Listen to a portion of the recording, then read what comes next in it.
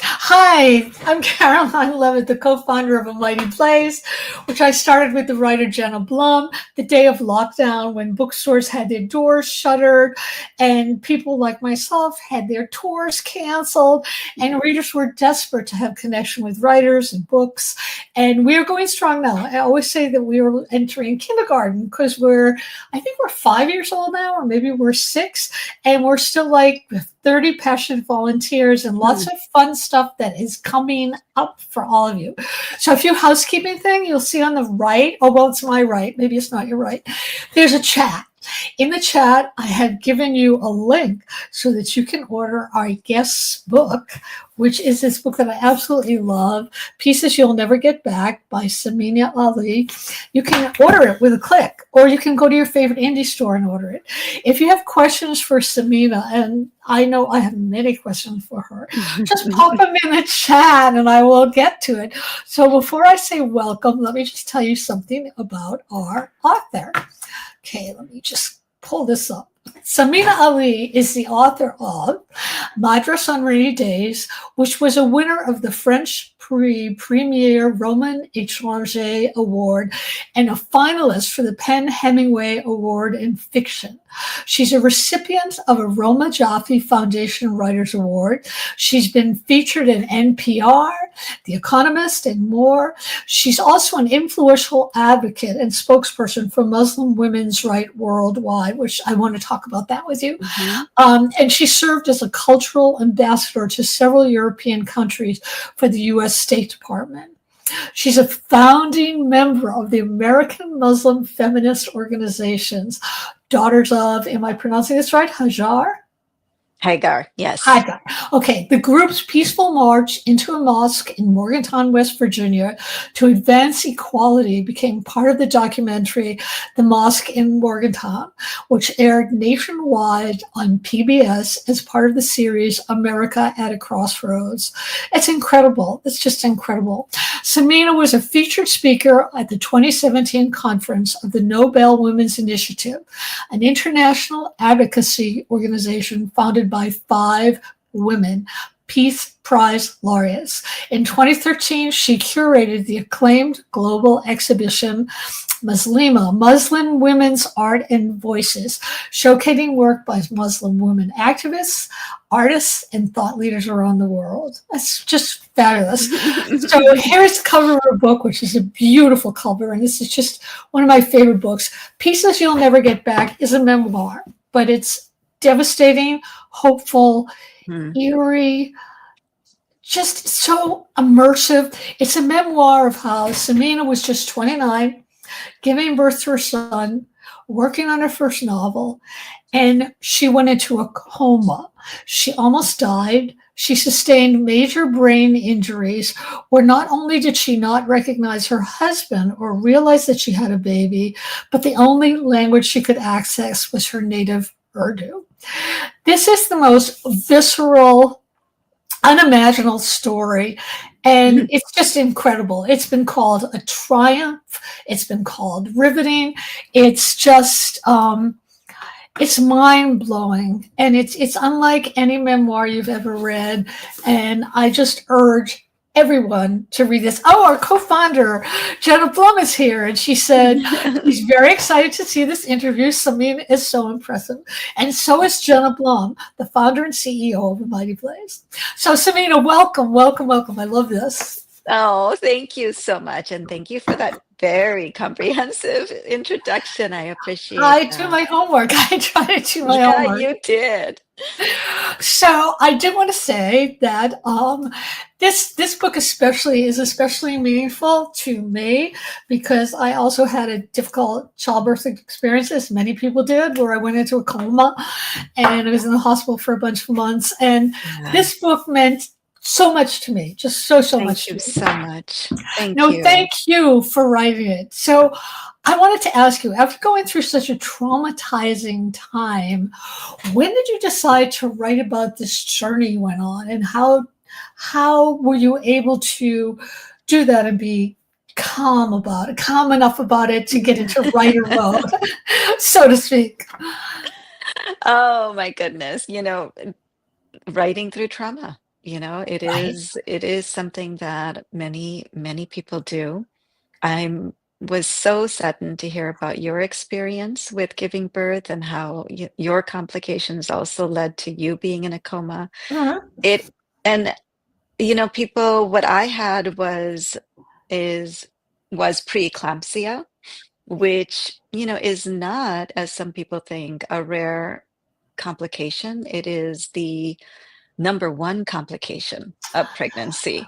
And it is something that is continuing to, we are the only developed nation where complications in pregnancy continue to lead to maternal morbidity and maternal mortality. It's just crazy. But to answer your question, the first time I, about 3.5 years after my recovery, I went in to see the neurologist for what became my final follow-up examination. It was an examination where I'd been going every 6 months, and I kept being told, no, you're still not well. Your brain is still swollen. You're still this and you're still that. And 3.5 years later, my neurologist finally called me normal. And I put that in air quotes because when you're dealing with, brain trauma, Right. there is no full recovery. There is no returning to normal again. It is essentially the best I could heal. And he was stunned because they had assumed that I would not be able to function as be able to regain many of my functions again. I was going blind in my right eye. I was having trouble walking. I had severe aphasia, so I couldn't write or speak what I was thinking. I had multiple organ failure. It was a place where I think many doctors had given up on me. It's And terrifying. Terrifying. it's terrifying. And so he was the first one who said, in my 25 years of being a neurologist, I've never seen a patient go to the extent that you did with your brain trauma and actually come back and you're walking and you're speaking and you're talking. Have you written a book? And at some point, I would love for you to consider writing about your journey because as a He's neurologist, that's so interesting. Go ahead. Go ahead. yeah, because he said that as a neurologist, and as doctors, they can tell us what's happening inside of our head from the outside, from reading medical text, but they can't really tell you what's going on from the inside. So he said, I would love it if you could write what happens inside so that we can know. But I have to tell you, I left that thinking, hell no. Walking away. I'm walking away, and I don't ever want to look back at that recovery. And so, what was it like when you started? When you started to write, to reluctantly write? What was the why now moment where you thought, "Okay, I'm going to test drive this"? What was that like? What had happened is my first marriage, my marriage with my son's father ended in a divorce, and about 5 or 6 years later, I remarried. And when my son was 9, I was pregnant again with my daughter. And I knew going into that there was a chance I wouldn't survive this time around. You, And wow. mhm. And so and the doctors were clear too. They said, the first time around you were 29, you didn't have any injuries to your body. We don't know how you survived, but you did. This time around, we can't guarantee that you're going to make it. But what I wanted to do, knowing that, is leave a record, so Mhm. I started to Oh, write mostly in my journal because I wanted to leave a record for my kids. So at first, I started to write the story for my children. that's so interesting. That's Mhm. so interesting. And when did it become a story for you? When did you realize, oh, this is for me too, and this is healing in a way? I didn't realize that for a number of years. After, so my daughter was born premature. As soon as I started showing symptoms of preeclampsia, they performed an emergency C-section and took her out. And it was the first time because I was okay this time around, I was able to do the things that mothers do. I was able to nurse her, and you understand this, Yeah, Carolyn, yeah, more yeah. than anyone else. I mean, I nursed her, I woke up for diaper changes. I was able to be a full-time mom to her in a way that I could never be to my son. And what that did for me is I wanted to do that. I chose to do that, and I was blessed enough to be able to be there for her.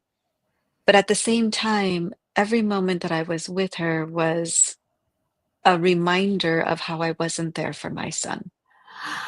And that kept coming back. So I think that there is something that happens with trauma and is Right. you carry it and people keep thinking you're going to get over it at some time. Oh, It's so no, many years you and never it, do. it's it's a long journey. It's a very long journey and different things have a way of bringing it back up.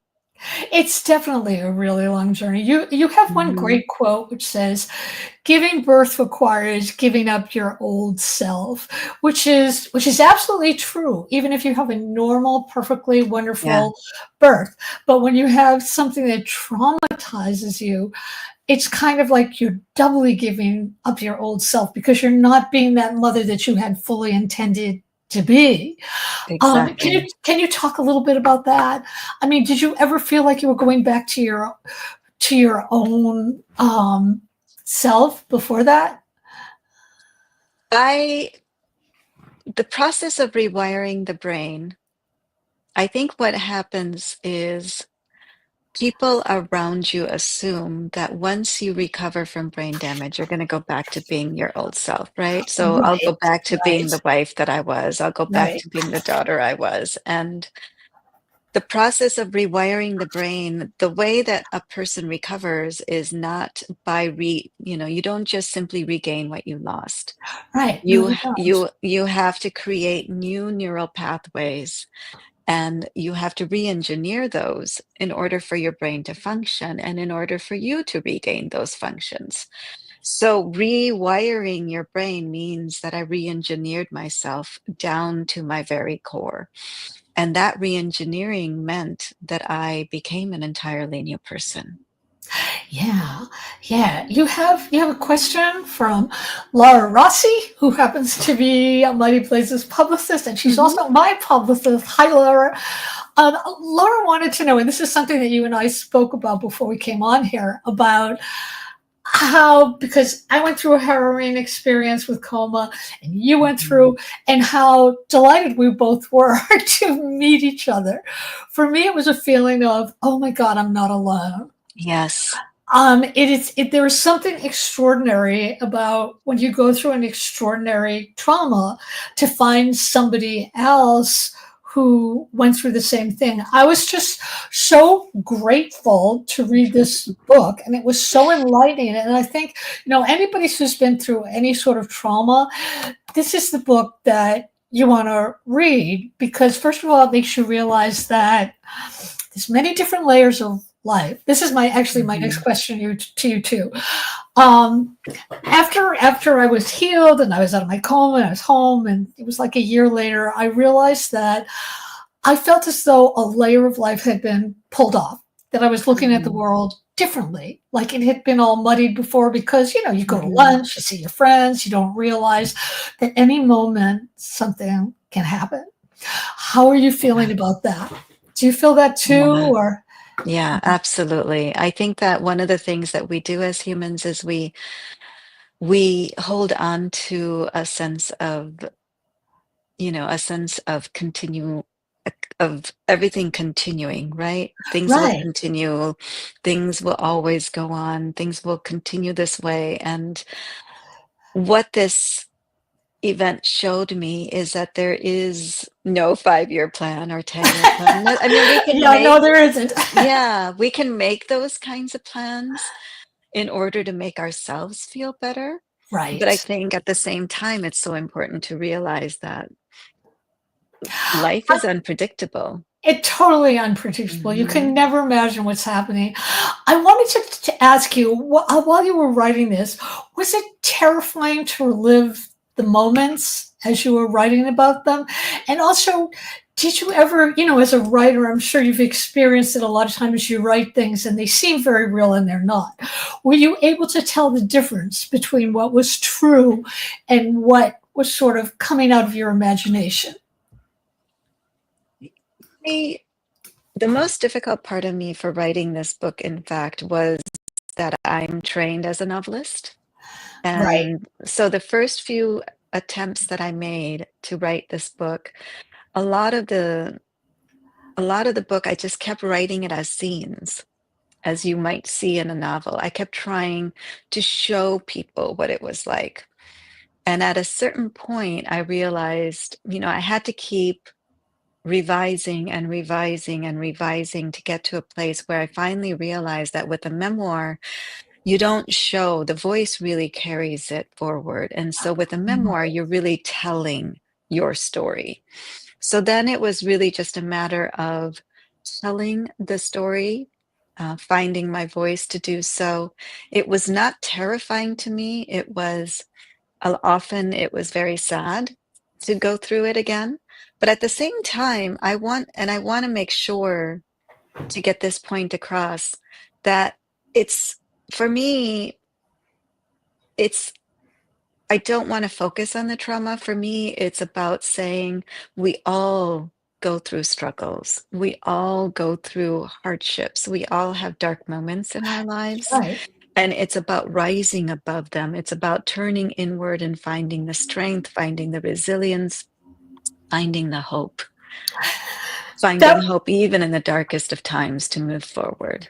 that was the next question that I was going to ask you, Mhm. because I always feel that when you go through these terrible, terrible traumas, you have two avenues you can go down. You can Yes. just, go down the terrible one and stay in the house and feel terrified, or you can say, okay, this happened to me.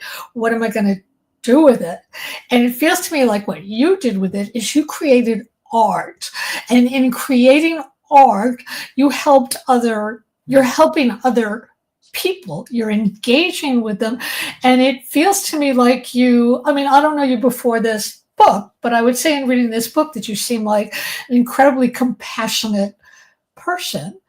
Would you say that Mhm. that's how all this experience changed you, or were there other ways that I'm not pinpointing? Once this, you cannot face death and come back unchanged. It's just not possible. Right, right. Once you have faced death, it changes everything about you. And I, it's what I love about this book is that it's not just women who are reading it, it's women and men who are reading it. I've Mhm. had conversations with, men who are dealing with cancer scares. I Yes. have, just anyone who's dealing with any sort of health setback, anything that is troubling in their life. People are coming to this book for lots of different reasons, and they're finding hope, and they're finding through their conversations with me that, they're not defined by this particular moment, Oh, no, no, really. no. No, Hmm. absolutely not. This memoir also explores death, the afterlife, Hmm. resurrection, your Islamic upbringing. I was very curious if you to know how your well, I know how your thoughts and feelings changed from reading the book, but I wonder if you can tell us, like, how have your thoughts and feelings changed about, the afterlife, resurrection, Hmm. death, whatever, or would you say it's still a work in progress? Well, one of the things that I talk about in the book is not just my Islamic faith, but I talk about how I actually went to Catholic school in Mhm. in the US. So I had Bible studies classes, I went to mass, I would walk around the school with an ash, cross on my forehead. I learned a lot about Islam by studying the Quran, actually. And Mhm. so one of the things that I wanted to show in this book, and I talk about Buddhism and my years Yes, you studying do. Buddhism. So I bring all of the faiths together and I intertwine them to show what different faiths say about the afterlife, about death. What does it mean? And I even talk about modern, I live in California. So it's all about getting rid of organized religion and living in a space of just spirituality. Mhm. And so, what does modern spirituality say about all this? So, I wanted to talk about life through all of those different lenses because I think it's important to show how different people experience life, experience the divine, experience, death, Right. what's happening, whatever they think is going to come after death and our fears about death. And so I talk about it through all these lenses. And I think because I was born in India and because I, half grew up in India, no one is really afraid of death. But death is just part of life, and people talk about it openly. In the US, we have Nobody a talks hard about time talking about death. We have a hard time talking No about one talks about death. it. No, we get Yeah. really uncomfortable. Even when we hear that someone's going through a hard time, we're like, oh my God, should I say something? Should I not say Yeah, we something? don't We know what just, to say. People no, don't know how to we talk to. That's freeze. right. That's right. That's right. We Um, freeze. I want to talk about, you touch on the racism that you suffered and how you had white male doctors and you felt that they didn't speak to you, they barely touched you, and they showed contempt. And I have to say that, as a white woman myself, I felt the same sort of misogyny with the doctors. It was like, you do Absolutely. what we say and don't ask too many questions and this kind of stuff. Um, your mother also told you not to listen to those doctors, which I thought was Mhm. really good advice. What was that like dealing with, this patriarchal system of male doctors telling you what was going on? Did you have any Mm. ones who were helpful? That system was so aggravating, and I think that a lot of women deal with the medical system being so sexist no matter what their race is. I think it's just, Mhm. look at all of the medical research that's been done over the years, over decades, Right, whether it's about the heart or the brain, everything is done on male subjects, right, and then we right, assume, right. oh, well, women are frequently sent home from the emergency room because they don't exhibit heart attack symptoms in classical male ways. Oh, she's having indigestion, so it must be the flu, Right, right? So let's right. send her home instead of thinking, well, maybe women actually have different symptoms for heart disease. So I think it's baked into the system. And I think that's why it's so important that we become our own advocates.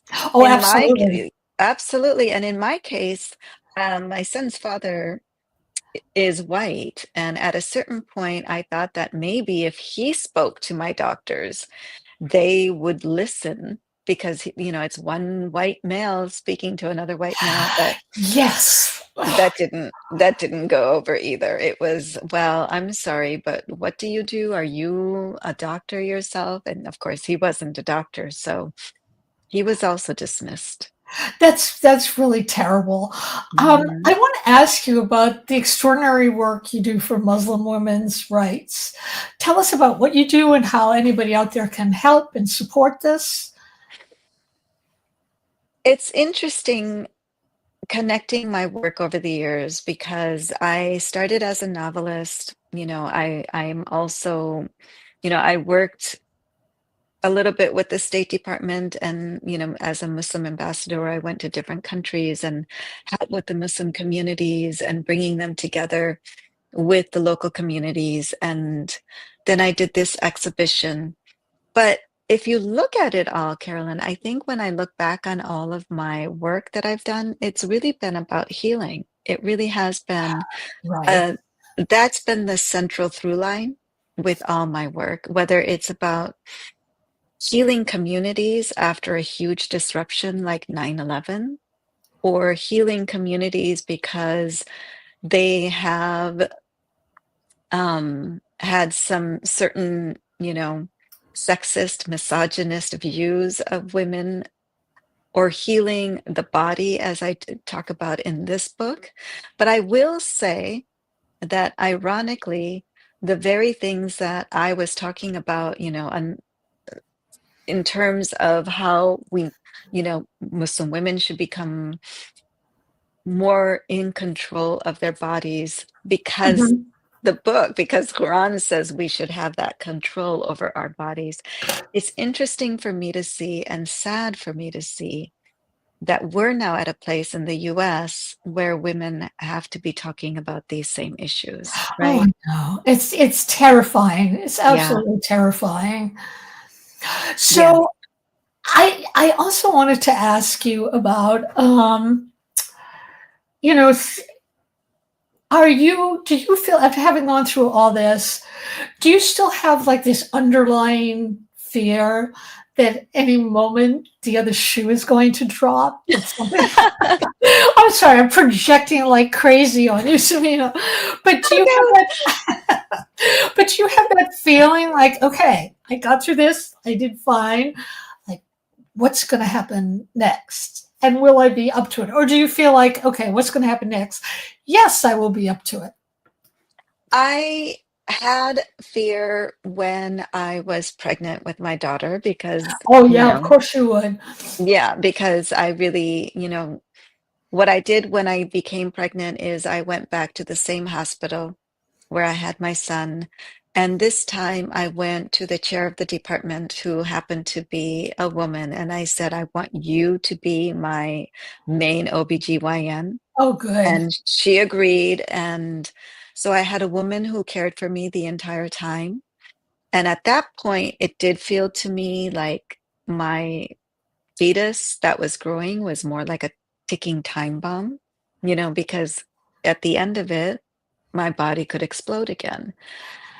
But since having my son, I have to say that every year that I celebrate my son's birthday or every year that I celebrate my daughter's birthday, to me feels I live in a space of gratitude where I feel like I'm so grateful to be here. I'm so grateful to watch my children grow up. I'm so grateful to be part of their lives. I'm so grateful that they know me. I'm Right. grateful that I've got enough of my functions back, that, I am a healthy, normal, positive influence in their lives. And so I am just really deeply grateful for all of that. And all of these years feel like extra years to me. Yeah, Bonus. it's like a second miracle. You survive and Yes. you get to have this and you appreciate everything so much more. It's unfortunate you had to go through that to do that, but it's still something. I wanted to ask you about like what's a typical day like for you now? Are you writing now? Or are you so busy promoting that you don't have time? Or what's your typical day like? I am getting back into writing. I'm doing a lot of promoting. I will be doing a lot of traveling with the book, but I am already thinking and imagining the next book. And so Great. I'm in that space of imagination where you start everything around you starts clicking and you start Right. thinking about it, that space. Will it be a memoir or a novel? I am thinking of going back to writing fiction. Oh, great. That's absolutely great. Um, I wanted to know about in terms of how when you're writing now, when you get that state you get in when you're writing where it's almost like an otherworldly state. Mhm. Does that ever feel to you like the coma? No, that isn't, no. For me, that space of creativity is very different than what I felt like when I was in the coma. Okay, that's good. Okay, I want to ask you somebody talking about the book said it was a unique record of what it is like to lose everything we think of as ourselves and Mhm. to painstakingly reclaim it.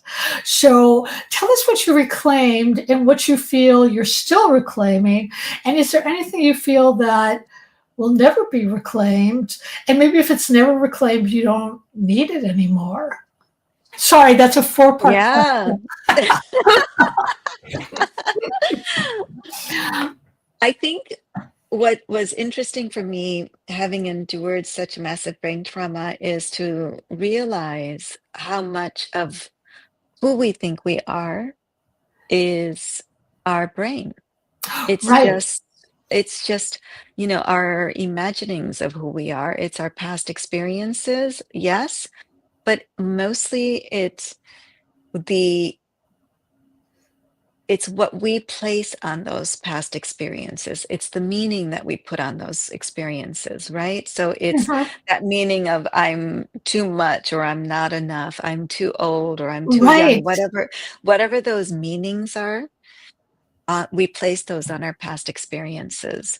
It's, the idea of the self just feels so unnatural because it is formed by the brain. right, And right. so I think what I've lost is that, and thank God for it, is that concrete sense of this is who I am and it doesn't change. And many of us go through life believing those messages we tell ourselves about who we are and what we're capable of doing and what we can achieve in this life. And when I was able to recover, and again, the doctors didn't think I would be able to recover.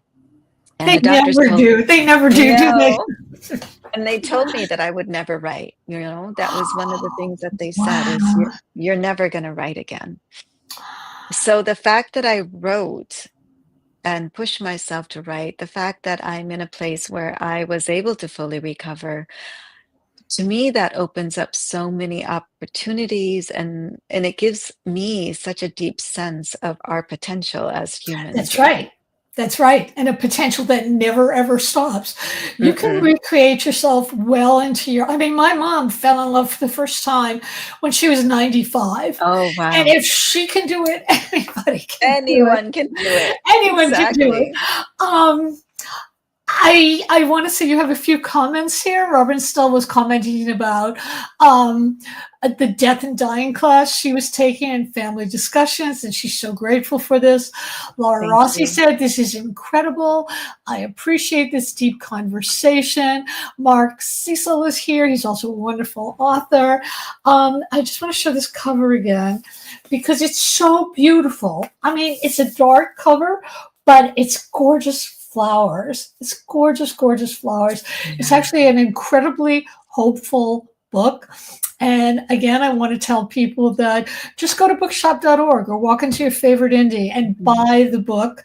Buy copies for people you love because it's really such a remarkable book and that it will change you. And that's what the best books do. They change you and they make you see life differently. That's so So, kind. Thank you. no, it's true. It's true. This book just was like amazing, absolutely amazing. Okay, so I want to say to everybody out there, thank you for your comments. Thank you for being here. Buy the book, support writers, support bookstores. And I also want to thank Samina so much for coming here and talking with this. It was so important for me to talk with you. Um, and I will see everybody next week. And Samina, you just hang on and you stay here so I can say a proper thank you to you. Bye, everybody. Thank you so much.